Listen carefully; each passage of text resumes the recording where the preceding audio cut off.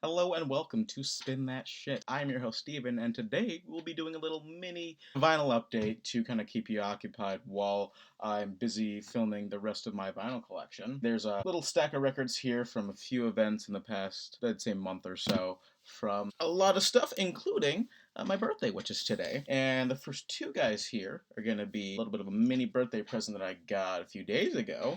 Starting off with this guy who was given to me by my wonderful friend Sam Hare as a little birthday present, and it's Misfits Collection 2. I never really ended up getting a copy of really any Misfits stuff. It's mainly digital, just because they do end up having a lot of reprints, and a lot of the earlier stuff is either hard to come by or super expensive, or both.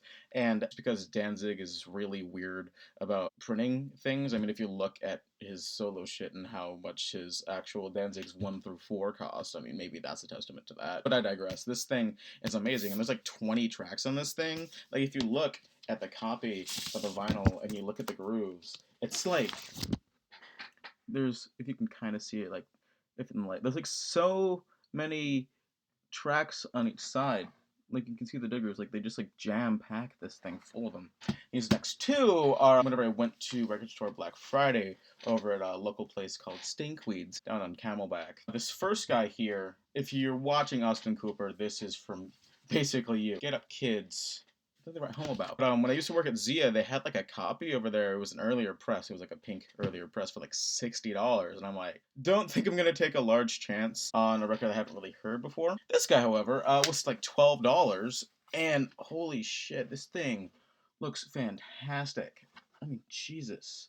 I had saw this, and Stinkweeds is a lot of times for their used records they like shrink wrap it, and so you can't really personally open it up and check. If you ask the dudes there, they're always really nice, and they're super cool about a lot of stuff. Just go up there and be like, hey, mind if I just check this thing to see if it's a color version or not? Because this album traditionally has a lot of color variants, and he's like, yeah, sure, no, whatever. And then he opens it up, and I see just white, and I'm like, oh, nope, yeah, I'm getting that. It's $12. We're doing it. It's cool.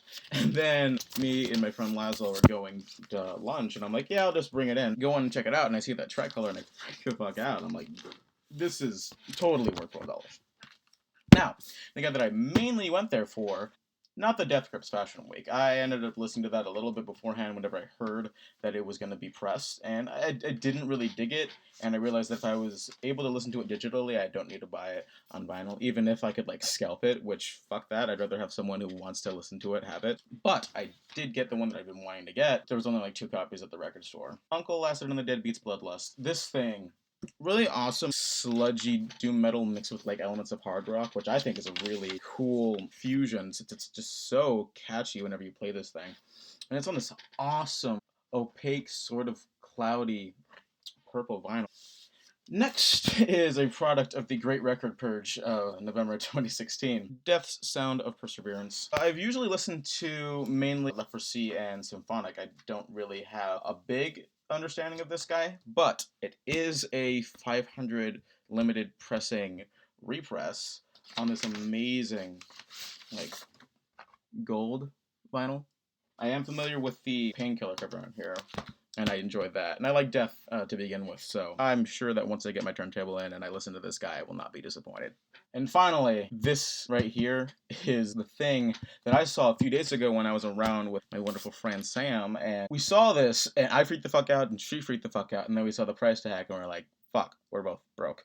And so I was like, I'm hoping whenever my birthday comes around, which is today, I would get enough money from relatives and friends and stuff like that to be able to find this guy. Death from Above 1979's You're a Woman, I'm a Machine. I would never in a thousand years think that a bass drum duo could make music this fucking hard. I mean just raw, powerful, catchy, substantial fucking rock music with one of the best album openers of all time. Flawless. Little Girl, Pull Out, Sexy Results, Romantic Rights. Like, god damn, this record is fan-fucking-tastic. There's nothing wrong with this thing. Like, this is a godlike record. So yeah, we're all good. We got everything. I'll hopefully be posting those videos of my record collection soon. And hopefully I can get my record player back in soon. But thank you so much for watching, guys. And I will see you next time to spin that shit.